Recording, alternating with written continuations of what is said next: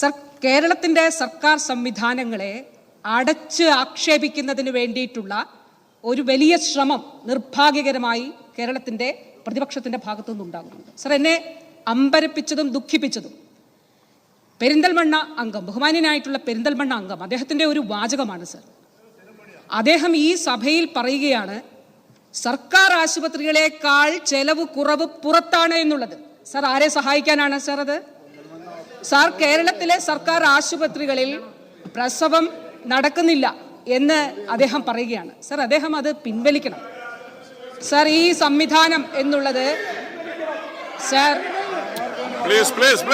Shri Vincent please minister പറഞ്ഞോളും.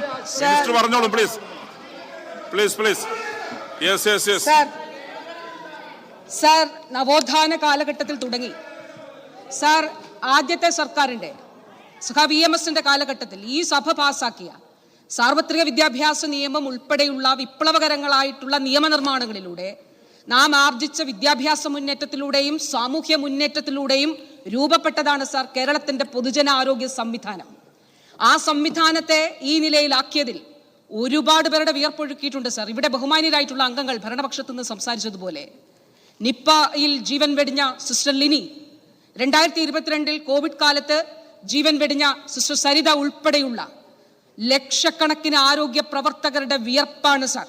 അതോടൊപ്പം ദിഷണാശാലികളായിട്ടുള്ള ഭരണതന്ത്രജ്ഞരുടെ അവരുടെ പരിശ്രമമാണ് സാർ ഇന്നത്തെ പൊതുജന ആരോഗ്യ സംവിധാനം. സാർ, അഭിമാനത്തോടെയാണ് ഈ കാലഘട്ടത്തിൽ പ്രത്യേകിച്ച് പൊതുജനാരോഗ്യ മേഖലയിൽ കേരളം കൈവരിച്ച മികച്ച നേട്ടങ്ങളുടെ പശ്ചാത്തലത്തിൽ കൂടിയാണ് ഇന്നിവിടെ ഈ ചർച്ച നടക്കുന്നത്. സാർ, ശിശുമരണ നിരക്കിൽ ഞാൻ കഴിഞ്ഞ ദിവസം സഭയിൽ പറഞ്ഞിരുന്നു, കേരളം അമേരിക്കൻ ഐക്യനാടുകളെക്കാൾ മികച്ച നിലയിലെത്തി എന്നുള്ളത് നമ്മളെപ്പോലെയുള്ള ഒരു സംസ്ഥാനത്തെ സംബന്ധിച്ചിടത്തോളം വളരെ അഭിമാനകരമായിട്ടുള്ള കാര്യമാണ് സാർ.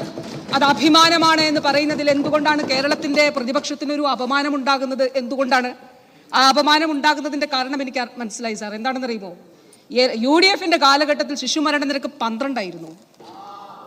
12-ൽ നിന്നാണ് 5 എന്നുള്ള നിരക്കിലേക്ക് ശിശുമരണ നിരക്ക് കേരളത്തിൽ എത്തിയത് എന്നുള്ളത് നമുക്ക് കാണാനായിട്ട് സാധിക്കും. മിനിസ്റ്റർ പറഞ്ഞോളൂ, നിങ്ങൾ കോറസ് പാടണ്ട, മിനിസ്റ്റർ പറഞ്ഞോളൂ. സാർ, അതേപോലെ സാർ, പകർച്ചവ്യാധി പ്രതിരോധം, പൊതുജനാരോഗ്യ സംവിധാനം, നമ്മളൊരു പോസ്റ്റ് കോവിഡ് കാലത്താണല്ലോ നിൽക്കുന്നത്.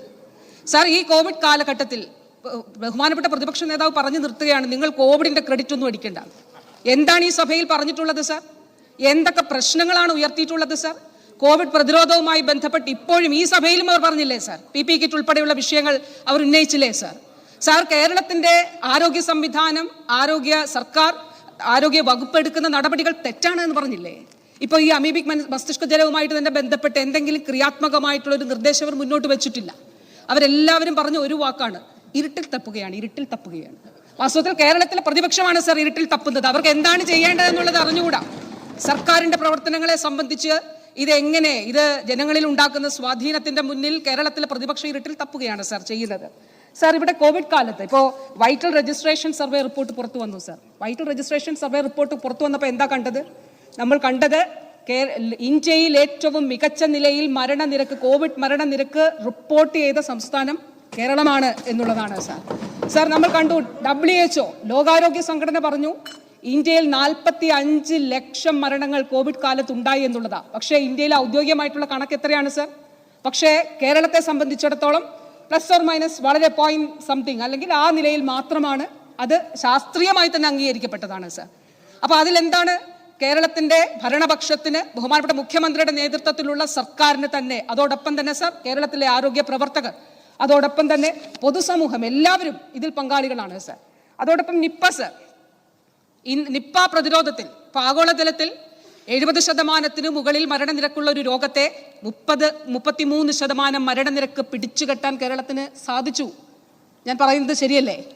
നിങ്ങൾക്ക് അത് ഖണ്ഡിക്കണമെങ്കിൽ ഖണ്ഡിക്കാം, വസ്തുതാപരമായിട്ട് ഖണ്ഡിക്കാം. 2023 കോഴിക്കോട് ഔട്ട് ബ്രേക്ക് ഉണ്ടായപ്പോൾ നമ്മുടെ നിപ്പ രോഗികൾ അവരെ ജീവിതത്തിലേക്ക് തിരിച്ചു കൊണ്ടുവരുവാൻ കേരളത്തിന് കഴിഞ്ഞു. 33% മാത്രമാണ് സാർ അതിൽ മരണനിരക്ക്. മങ്കി പോക്സുമായിട്ട് ബന്ധപ്പെട്ട് സാർ ഇപ്പോഴും കഴിഞ്ഞ ദിവസം ഒരു മങ്കി പോക്സ് കേസ് ഉണ്ടായി. വിദേശത്ത് നിന്ന് വരുന്ന ആളുകളിൽ നിന്ന് രണ്ടാമതൊരാളിലേക്ക് രോഗം പകരുന്നില്ല എന്നുള്ളത് ഉറപ്പാക്കാൻ ഈ കാലഘട്ടത്തിൽ കേരളത്തിന് കഴിഞ്ഞിട്ടുണ്ട് സാർ.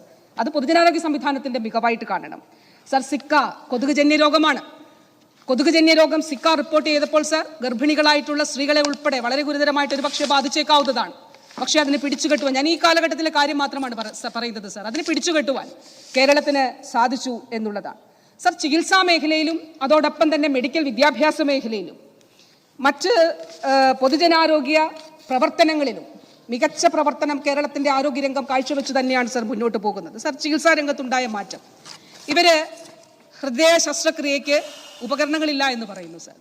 സർ, ഉപകരണങ്ങൾ കൊടുത്തുകൊണ്ട് തന്നെയാണ് പോകുന്നത്. കേരളത്തിൽ സർക്കാർ മെഡിക്കൽ കോളേജുകളിൽ, എല്ലാ മെഡിക്കൽ കോളേജുകളിലും കാത്ത് ലാബുകൾ ഉണ്ടെങ്കിൽ സർ, ആ കാത്ത് ലാബുകൾ സ്ഥാപിച്ചിട്ടുള്ളതെല്ലാം തന്നെ ഇടതുപക്ഷ ജനാധിപത്യ മുന്നണി സർക്കാരിൻ്റെ കാലഘട്ടത്തിൽ തന്നെയാണ് സർ. ഈ 9 വർഷം മുൻപ് ജില്ലാ ആശുപത്രികളിൽ കാത്ത് ലാബ് ഉണ്ടായിരുന്നില്ല സർ. പക്ഷേ ഈ 9 വർഷത്തിന് ഇപ്പോൾ നമ്മൾ സംസാരിക്കുമ്പോൾ 13 ജില്ലകളിൽ ജില്ലാ ആശുപത്രികളിൽ കാത്ത് ലാബുകൾ ഉണ്ട്. എന്താണ് അതിൻ്റെ മാറ്റം? അതുകൂടി നമ്മൾ സംസാരിക്കണ്ടേ? ആ മാറ്റം സംസാരിക്കുമ്പോഴാണ് കേരളത്തിലെ പൊതുസമൂഹത്തിന് എങ്ങനെ ഗുണപരമായി ഈ മാറ്റം അനുഭവവേദ്യമായി എന്നുള്ളത് നമുക്ക് മനസ്സിലാക്കാനായിട്ട് സാധിക്കുകയുള്ളൂ സർ. സർ, നേരത്തെ കാത്ത് ലാബുകൾ സ്ഥാപിക്കുന്നതിന് മുൻപ് ആശുപത്രികളിൽ എത്തി മരണപ്പെടുന്നവരുടെ എണ്ണം, കാർഡിയാക് അറസ്റ്റ് മൂലം മരണപ്പെടുന്നവരുടെ ശതമാനം 30% സർ. പക്ഷേ ഇപ്പോൾ അത് 6% കുറയ്ക്കുവാൻ കേരളത്തിൽ കഴിഞ്ഞു സർ. സർ, പണ്ട് പല സ്വകാര്യ ആശുപത്രികളുടെയും പരസ്യ ബോർഡുകൾ ഉണ്ടായിരുന്നു. 6 ലക്ഷം രൂപ, 5.5 ലക്ഷം രൂപയ്ക്ക് ആൻജിയോപ്ലാസ്റ്റി ചെയ്യുന്നു. ഇന്ന് ആ സ്ഥാനത്ത് സർ അവർ പറയുകയാണ് 1.5 ലക്ഷം രൂപ, 2 ലക്ഷം രൂപയ്ക്ക് ആൻജിയോപ്ലാസ്റ്റി ചെയ്യുന്നു. എന്തുകൊണ്ടാണ് സർ? സാർ, കേരളത്തിലെ കാത്ത് ലാബുകളിൽ സൗജന്യമായി കാസ്പിലൂടെ ആൻജിയോപ്ലാസ്റ്റി ഉൾപ്പെടെ, പ്രൈമറി ആൻജിയോപ്ലാസ്റ്റി ഉൾപ്പെടെ ചെയ്തു കൊടുക്കുന്ന ഒരു സംവിധാനം കേരളത്തിൽ ഇടതുപക്ഷ ജനാധിപത്യ മുന്നണി സർക്കാർ ഒരുക്കി എന്നുള്ളത് കൊണ്ടാണ് സർ അത് സാധ്യമായിട്ട് ഉള്ളത്. അപ്പോൾ തീർച്ചയായിട്ടും ഈ ഇടപെടൽ കേരളത്തിൽ ഇടതുപക്ഷ ജനാധിപത്യ മുന്നണി സർക്കാരിൻ്റെ നയത്തിൻ്റെ അടിസ്ഥാനത്തിൽ ഉണ്ടായിട്ടുള്ളതാണ് എന്ന് നമുക്ക് കാണാനായിട്ട് സാധിക്കും.